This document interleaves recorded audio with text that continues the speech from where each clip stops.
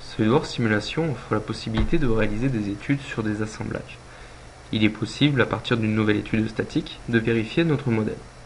Nous allons dans un premier temps appliquer un matériau à l'ensemble de nos pièces.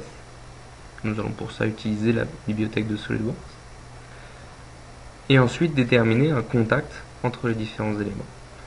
Premièrement, soit un contact global, qui va agir en fait sur l'ensemble des pièces de l'assemblage, soit de façon localisée à l'aide d'un contact entre ensemble. Il est possible de le faire manuellement ou automatiquement. Dans la recherche automatique, je sélectionne mes deux composants. SolidWorks me propose automatiquement les faces en contact et il ne me reste plus qu'à déterminer quel type de contact je souhaite appliquer entre ces deux faces. SolidWorks me propose également la possibilité d'utiliser des connecteurs. Dans mon cas, ce qui va m'intéresser, c'est d'utiliser des connecteurs boulons afin de remplacer tous les éléments de visserie. Je vais pouvoir pour cela simplement cliquer au niveau de l'arête pour la tête de vis, ensuite cliquer pour l'arête de l'écrou, je spécifie les dimensions de ma vis, la tête et le diamètre de tige. Je vais également pouvoir préciser soit un couple de serrage, soit une force axiale sur ma vis, afin de précontraindre directement ce connecteur.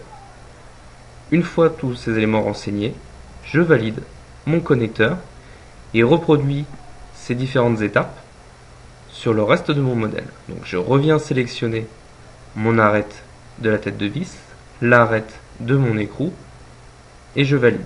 Tous les paramètres en fait sont conservés lorsque je punaise mon menu. Il me reste en fait qu'à sélectionner à chaque fois l'arête de la tête de vis et l'arête de l'écrou. Il me reste un élément à sélectionner. Je valide et je sors de mon menu. On va voir ici donc que les 4 connecteurs ont bien été créés. On les voit d'ailleurs dans l'aperçu graphique. Il me reste maintenant à déterminer les conditions de mon calcul.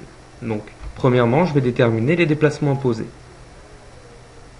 Je vais dans un premier temps en fait fixer donc une des faces à l'arrière du panier. Je viens cliquer mon entité. Je vais également appliquer un chargement donc à l'extrémité. Donc ça peut être une force, une pression.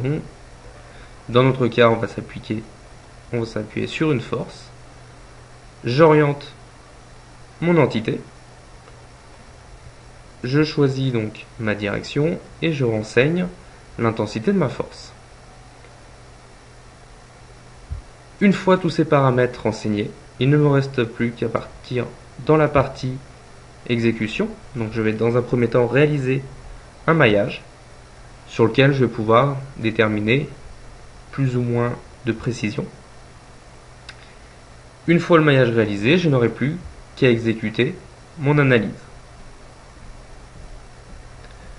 Allons directement visualiser nos résultats. Donc je reviens sur mon maillage. On va voir ici donc le maillage sur l'ensemble du modèle, sur l'assemblage complet, et les résultats associés. Donc ici, premier tracé, je vais pouvoir visualiser les contraintes dans mon modèle, visualiser les zones les plus sollicitées, les plus contraintes.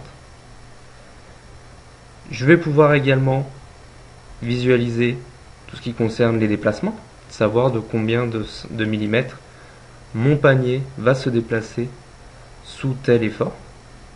On voit bien ici. J'ai également après la possibilité d'ajouter d'autres types de tracés. On voit par exemple dans mon cas, j'ai également ajouté un coefficient de sécurité pour déterminer automatiquement quel est le coefficient de sécurité de Mini. Donc tous ces outils vont vous permettre de dimensionner et de valider votre conception.